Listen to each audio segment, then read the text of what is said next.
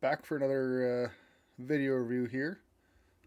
Any parents, just before you hand off the phone to the kids, I have one favor to make. It's about halfway through now, maybe a little bit more.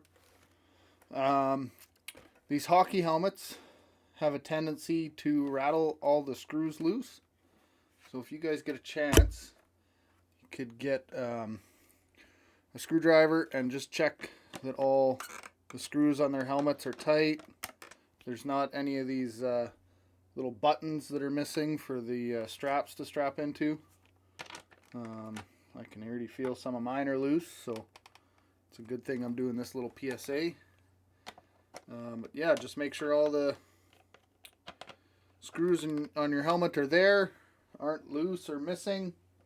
If there are any missing, they sell spare parts at the Source for Sports in PA there for them. And I have a little replacement kit I keep with me on the bench too. So if you need replacement stuff, I can replace some buttons and clamps and screws and whatever else needs replacing. So just let me know and we'll get your helmet fixed and we'll dive right into this next video review. Trying to keep this one a little bit brief. I was trying to get this out before I went on holidays, but I didn't get it out. So first clip I want to look at here. So I'm going to focus on some good high quality inside shooting that we've been doing lately. This first clip is a really good shot from Connor. Connor does a great job getting inside. He has a nice tight little fake, real quick little fake, freezes the goalie, and then shoots right around his shoulders. Reaches an excellent, having eyes on your stick type of shot where he's reaching around the goalie. So we'll just let this one play out. A good pass by Harry to him. Picks it up, quick little fake, coming across the crease, shoots around the goalie. And the thing I really like about this shot is you're going to see, I try and talk about it lots in practice when we're doing this. But we don't need a huge stick fake, right? I don't need to bring the stick over top like this, way out in front of me, bring the stick back, wind up and shoot, right? Our stick fakes need to be real quick, just quick little snap so that we're ready to shoot right away after that fake. Because if I do this really big fake way out to here and then come back, by the time I'm back here, most goalies will have made their move, recovered, and they're ready to make a second move, right? So we want to be able to shoot before they recover from that fake. Does that make sense?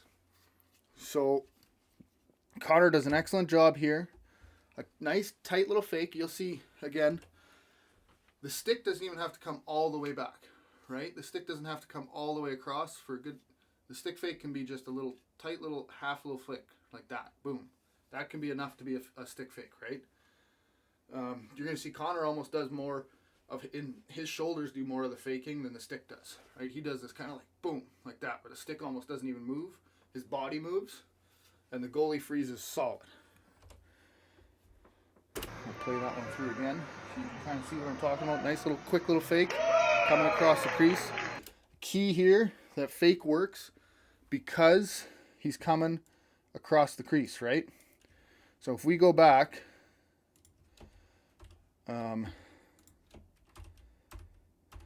here, we're seeing Connor is coming off the bench.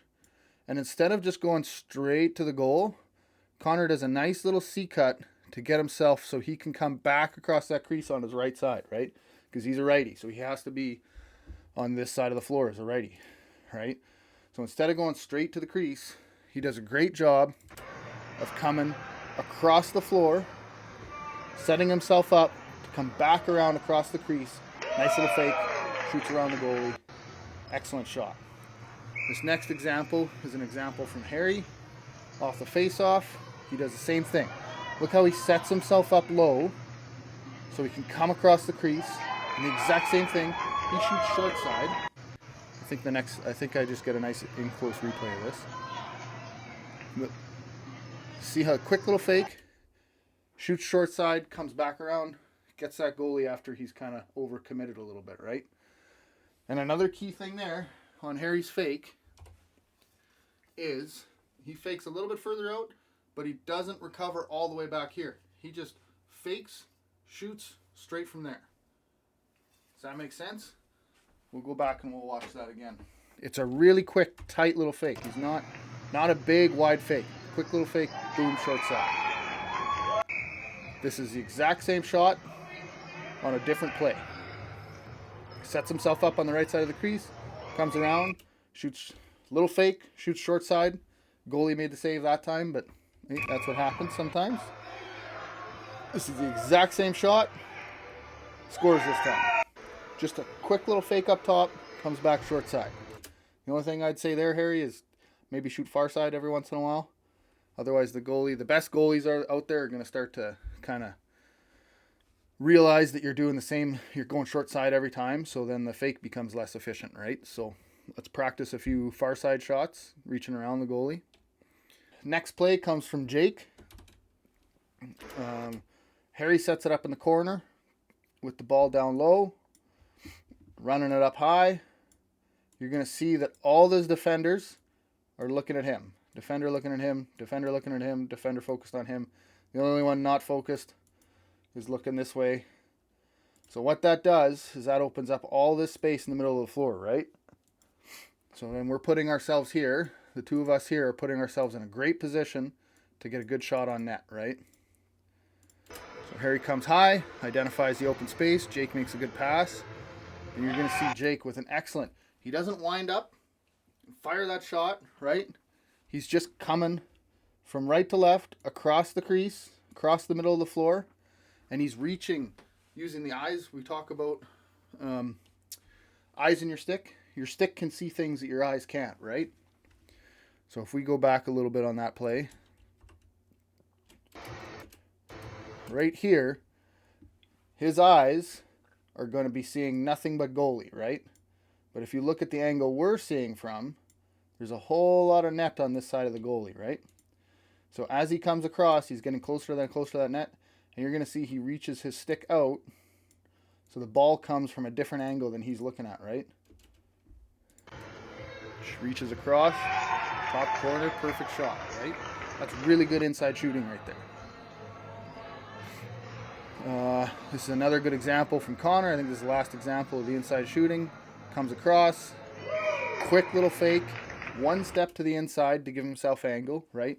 He's not, when he makes that fake, he's not just standing in one spot, faking. He's moving his feet as he does it. He's coming across the crease. Keep that play going. Quick little fake, step inside, reach around the goal. Not a big wind up. He's just shooting right from the shoulder, right in front of his face.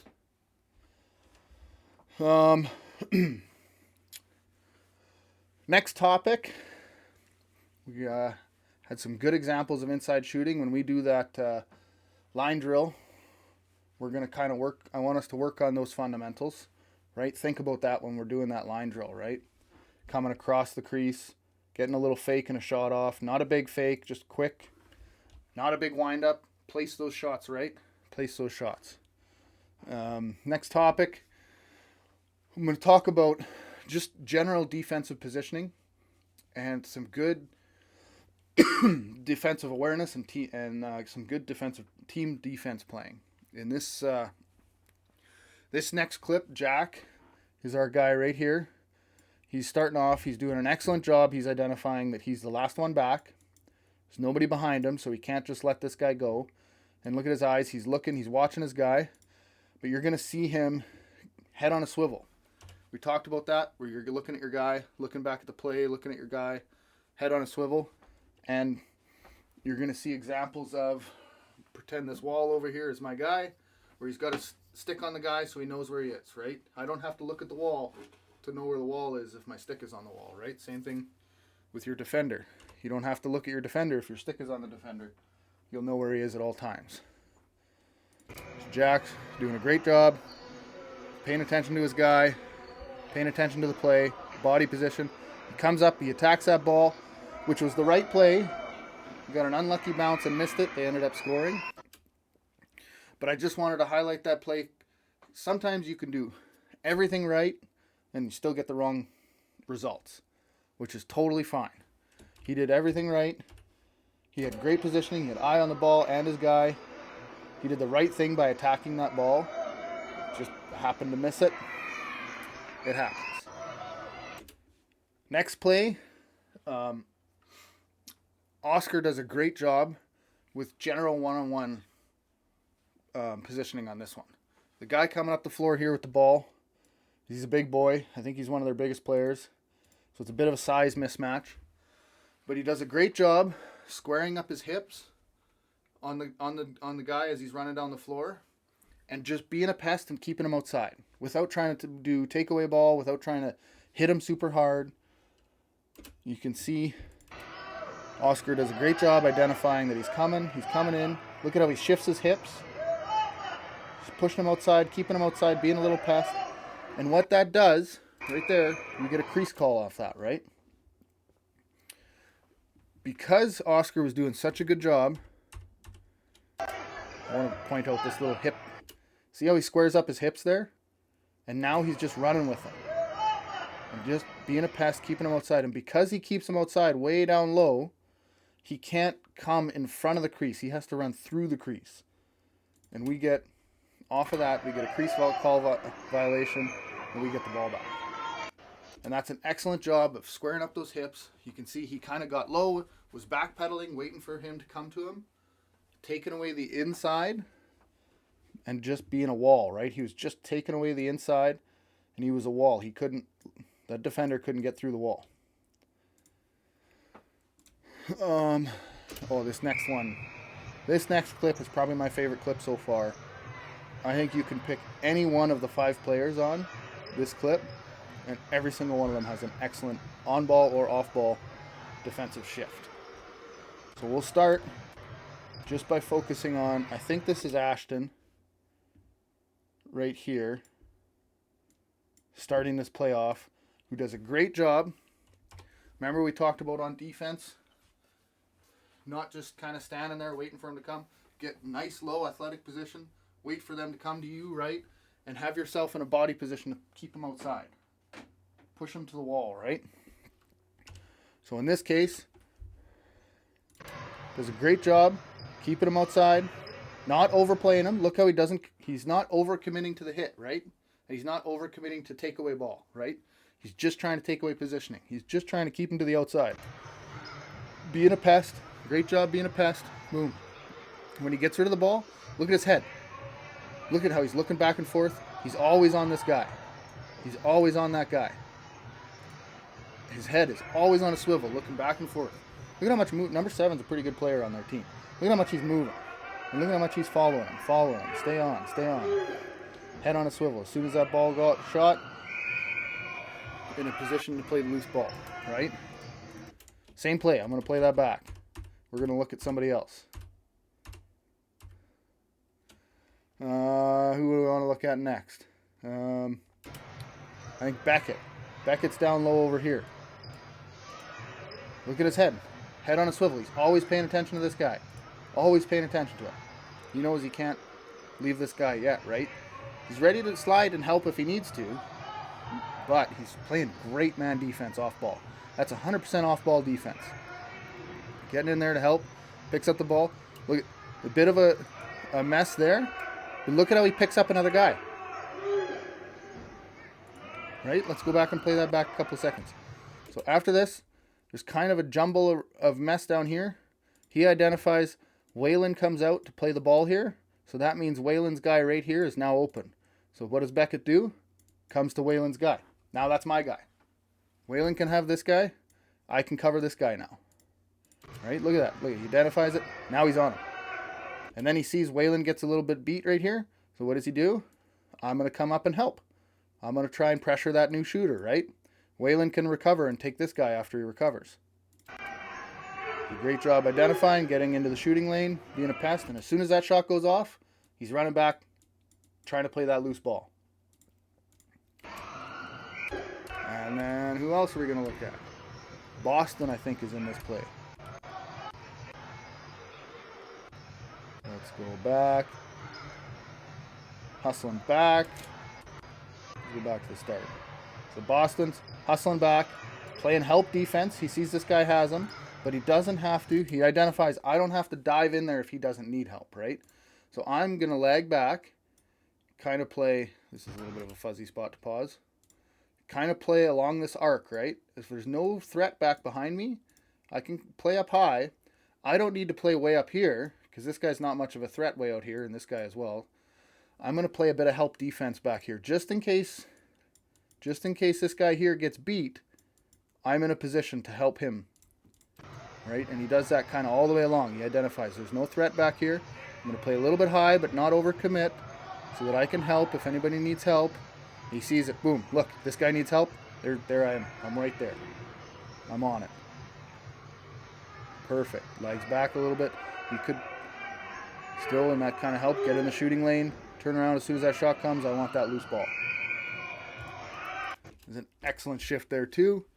I don't think that's the last guy. I think Meyer is Whalen. I think Whalen we'll look at next. Hustling back after we lose the ball. You'll see him come into picture here. Look at positioning right away. Taking away a pass. Not worried too much about that. Comes up high, plays the ball, fights through a pick. Coming down, a little bit of pester. Sees the ball, gets swung here.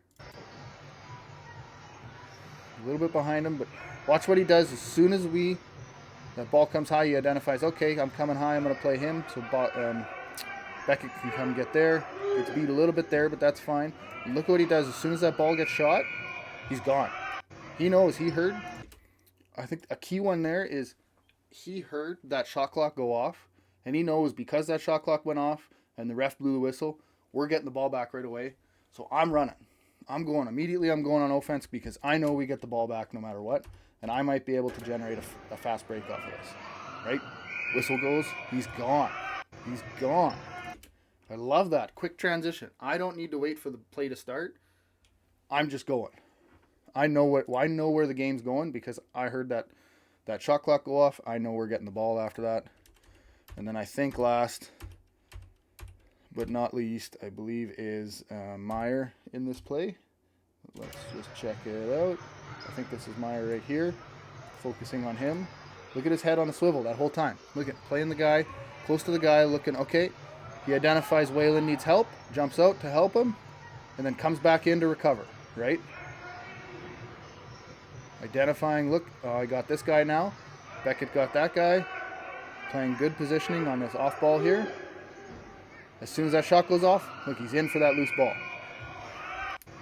That's probably one of the best team defensive. See, we looked at each individual person in that, but you'll see how each individual doing their job, focusing on their guy, turns into a great defensive set where we kill off a full 30 seconds where they don't even get a good shot off and we get the ball back right away.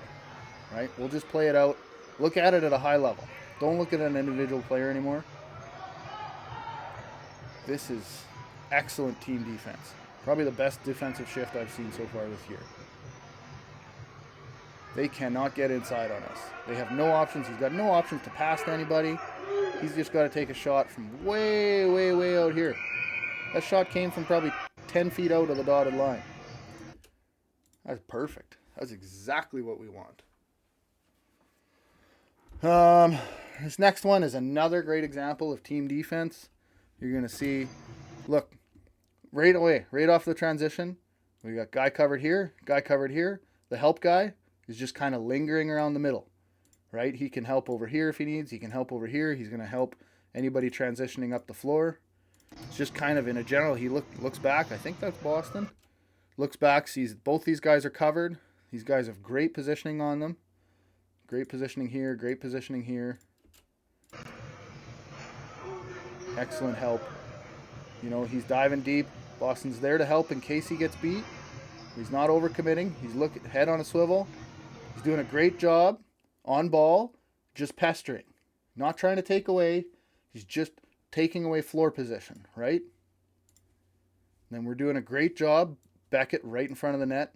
Wonderful job on this guy. I think this is Meyer again.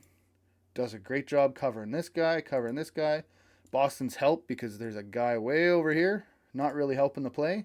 So he's just kind of lingering. Look at that, right there. Playing high, keeping him outside, and then Boston, when he was playing help, identified they need something. That was 1 second left on the shot clock. They made that shot. 1 second left on the shot clock. We get the shot back. And look, as soon as we get the ball back, these guys are gone. Immediately running up the floor. Just keep in mind when you run up the floor, keep looking back. That pass might come to you, right?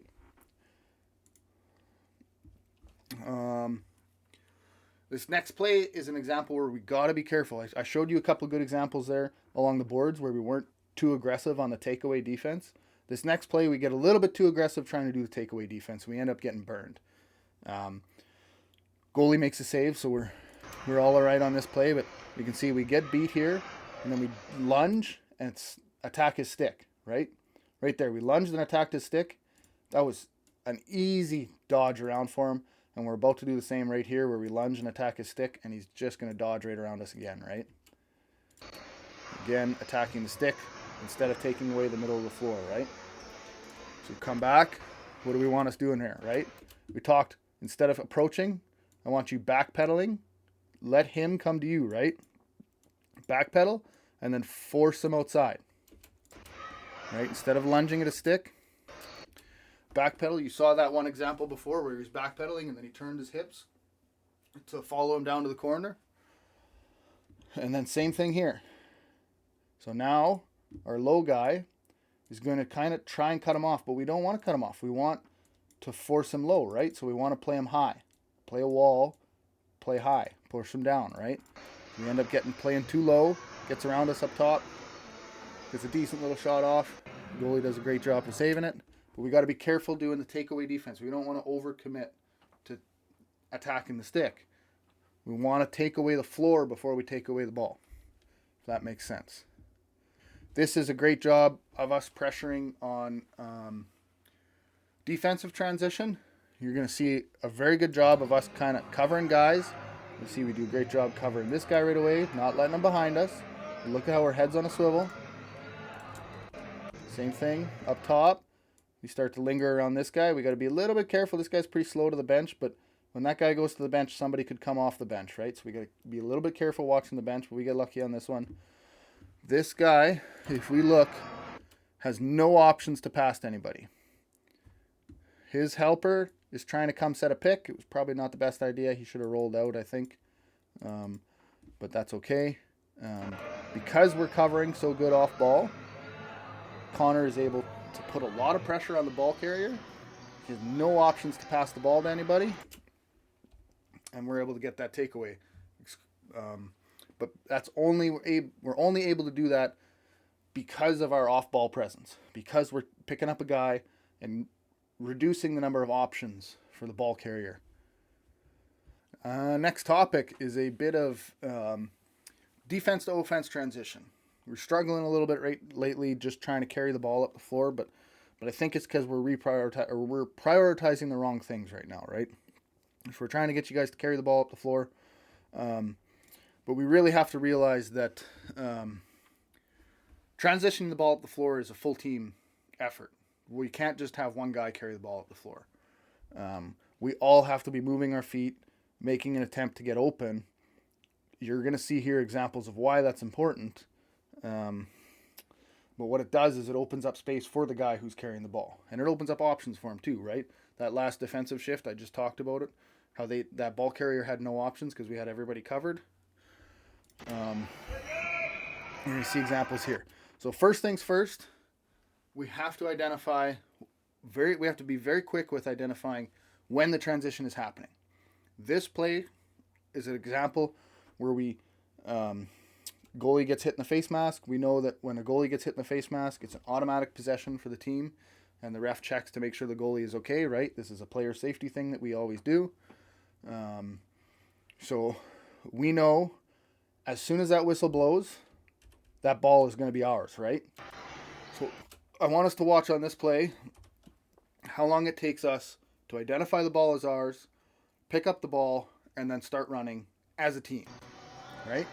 So we get Shot off there. Whistle's blowing. We're all standing there. Everybody's still standing there. All 5 of us are still standing there. And now we're running. Right? Only one guy has to pick up that ball. So we should be identifying, as soon as that whistle blows, we should be identifying, I got to start running. Whether I'm running to the ball, whether I'm running up the floor, whether I'm running straight to the bench. We already know it's our ball. So I don't need to stand there and wait for us to get the ball. We know it's our ball. We got to start moving. Another thing we got to be careful of, this happens quite often. I think this is Meyer again. Sometimes it's more damaging to go in to set the pick than it is to just run to open space. So you're going to see Meyer's going to run out. He's going to curl to about here. He's going to pause and he's going to run back in to try and set a pick. But if he just keeps running to open space, he's just a wide open pass. And that's easier than running the ball up. The ball moves faster than your feet do, right? So if we can get to an open position to just pass the ball up the floor, then we should be looking to do that, right? So you're going to see he comes around, pauses, runs back to set a pick, and then now Connor has to run up the floor. But if I'm going to pause right here. If instead of him running from here this way, he runs up here, he's just wide open up here. All Connor has to do is a short little pass, wide open space. He's got nobody in front, no defenders up here. It's an easy run up the floor. We've got the ball up the floor guaranteed, right? So look for that space. Remember we talked about it in the offensive zone. If they give you space, take space. It's the same thing on transition. If they give you space, take space, right? You got to be careful about those picks. Not that a pick is ever, a bad thing, but sometimes we're doing more damage than good. In this example, this is a great example of what it looks like when we start moving up the floor. In this case, 4 people stay kind of still, but 1 person runs up the floor. And you're going to see all of their defense starts to come up the floor with them, right? This, I don't know who this is right now. It's a little fuzzy on the number for me to tell. I think it's probably Connor. But he runs up the floor. And he's a little bit ahead of them. You're going to see as soon as they turn and look, they're all panicking, running, right? Even if we didn't make that pass, that's 3 guys running to take 1 guy. That leaves so much space for everybody else for us to transition that ball. And that's why it's important that even if we don't have the ball, we're starting to run ourselves up the floor or off to the bench, right? Because if we run off the bench, somebody else is coming on the floor using that space. Next example. These are examples of what it looks like when only 1 person picks up the ball and runs with the ball. Look, everybody's standing still. Beckett picks up the ball. And look, he's got 1, 2, 3, 4 guys he's going to have to run through for him to get the ball up the floor as we just stand back here. We're a little short-handed on this one, so we got to practice this short-handed transition a little bit. But this is an excellent example of why it's important for all of us to be moving our feet, because there's no way anybody's making it up the floor through a 1 versus 4. Right? So he gets hit into the boards a little bit here, crushed by the big guy, and we lose the ball. It happens again. I think this was the very next play on the same short-handed shift. Beckett picks up the ball in the corner. We're all just standing here, right? Whalen does a little bit to get open, but then just kind of collapses back. And now what happens? Beckett gets absolutely collapsed on. And then it happens again. This is the exact next play. I think this is the next shot. Beckett picks up the ball. We're all standing. Runs it up the floor. Gets careened. But before he even gets hit, look at how many people he has to run through to run up the floor. He's going to have to run through this guy, this guy, this guy, this guy, this guy. We're never going to be able to get up the floor if we're just relying on 1 person trying to run it up after picking up the ball. We have to have everybody move out. We get a little bit of a penalty call there.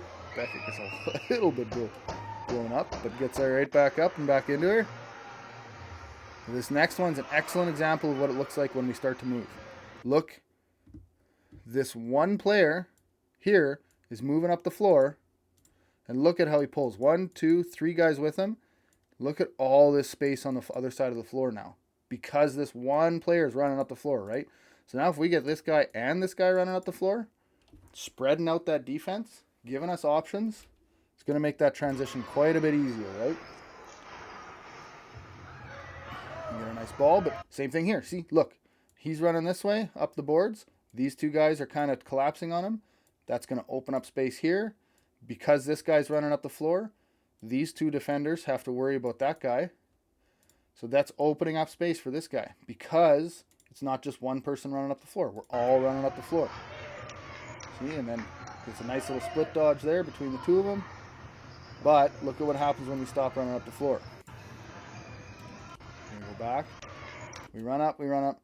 Because we stop right here, these two guys don't have to worry about us anymore, right? So now, even though he makes that transition through, look at how many guys he's still got to run through.